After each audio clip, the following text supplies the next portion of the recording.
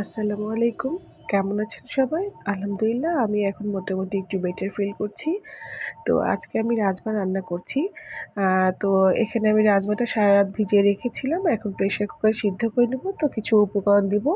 তো এখানে আমি ফার্স্টে ৩ টা দারচিনি দিলাম ৩ টুকরো, আর ৭-৮ টা এলাচ, আর ২ টো তেজপাতা, আর ১ চা চামচ লবণ, ১ চা চামচ হলুদ। কিছুটা সাদা ১ চা চামচের মতো সাদা তেল দিয়েছি, আর পরিমাণ মতো পানি দিয়ে দিচ্ছি। দিয়ে এটাকে আমি চুলায় বসিয়ে আমি ১০ টা সিটি দেব। দিয়ে যদি আমার সিদ্ধ না হয় তাহলে আমি পরে আবার সিটি দিয়ে দেব। কারণ রাজমাটা না অনেক সিদ্ধ হতে অনেক সময় লাগে। আমি কিন্তু সারারাত ভিজিয়ে রেখেছিলাম। এরপরে রাজমাটা আমার একটু অনেকটা ফুলে উঠেছে। আর এদিকে আমি ফ্রাই প্যানে পেঁয়াজ দিয়ে দিলাম। ৪ টুকরা পেঁয়াজ নিয়েছি। ৪ টুকরো না, সরি ৪ টা। হ্যাঁ, ৪ টা পেঁয়াজ নিয়েছি, গোটা ৪ টা পেঁয়াজ নিয়েছি। আর একটু পাতা করে কেটেছি। কেটে একটু তেলের মধ্যে দিয়ে একটু ভাজা করলাম। আর এর ভিতরে বড় একটা টমেটো দিয়েছি। আর কাঁচামরিচ দিয়ে দিব, ওই ৪-৫ টার মতো কাঁচামরিচ দেব। দিয়ে আমি এটা একটা একটা গ্রেভি তৈরি করব রাজমা রান্নার জন্য। তো যাই হোক, আমার এইটা একটু ভাজা শেষ হয়ে গেল। আমি এটাকে এখন ব্লেন্ডারে একটু ব্লেন্ড করে নেব। চাইলে আপনারা পাটাতেও পিষতে পারেন।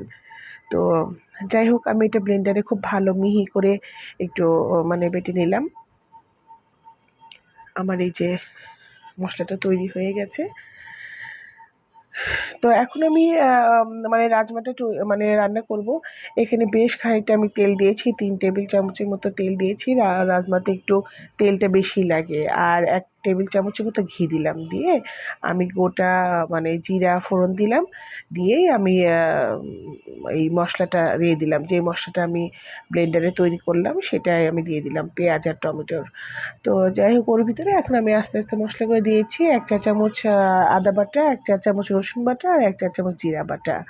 আর যেহেতু আমি সিদ্ধ করার সময় একটু লবণ আর হলুদ দিয়েছি, এই জন্য আমি লবণটা একটু বুঝেই দিলাম। ১/২ চা চামচ লবণ দিলাম, ১/২ চা চামচ হলুদ দিলাম, আর ১ চা চামচ লাল মরিচের গুঁড়া, আর ১ চা চামচ ধনিয়া গুঁড়া দিয়ে আমি ভালো করে একটু কষিয়ে নিচ্ছি।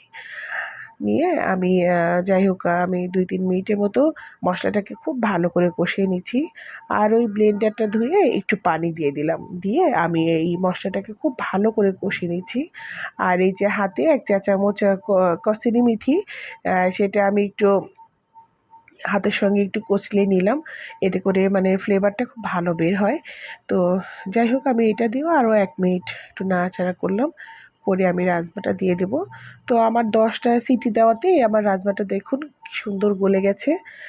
আর এভাবে গলে আপনারা সিদ্ধ করার সময় এইভাবে সিদ্ধটা খুব ভালো করবেন, না হলে কিন্তু গ্যাস ফর্ম করতে পারে। তো যাই হোক, আমার সিদ্ধটা খুব ভালোভাবেই হয়েছে। আমি রাজমাটা দিয়ে দিলাম। দিয়ে আমি বারবার একটু ঢাকনাটা উঠিয়েই আমি একটু রান্নাটা করব, কারণ এটা নিচে লেগে যাওয়ার সম্ভাবনা থাকে। আর রাজমাটা খেতে আমার মেয়ে খুব পছন্দ করেছে, খুব পছন্দ করে খায়। এটা রুটি, লুচি, পরোটা এগুলোতে খেতেও খুব ভাল লাগে। আমার মেয়ে ভাত দিয়ে খায়। আর আমি এখানে আমার রান্নাটা প্রায় হয়ে গেছে। আমি এখানে গরম মশলার গুঁড়ো ১ চামচ দিলাম, আর কিছুটা ধনেপাতা কুচি করে জাস্ট ঢাকা দিয়ে দিলাম। আমার রান্নাটা কিন্তু হয়ে গেছে। তো আমি এই পর্যায়ে একটু নাড়াচাড়া করে আমি নামিয়ে ফেললাম। তো আমার এই রান্নাটা যদি ভালো লেগে থাকে অবশ্যই লাইক করবেন, শেয়ার করবেন, আর আমার জন্য বেশি দোয়া করবেন। আল্লাহ হাফেজ।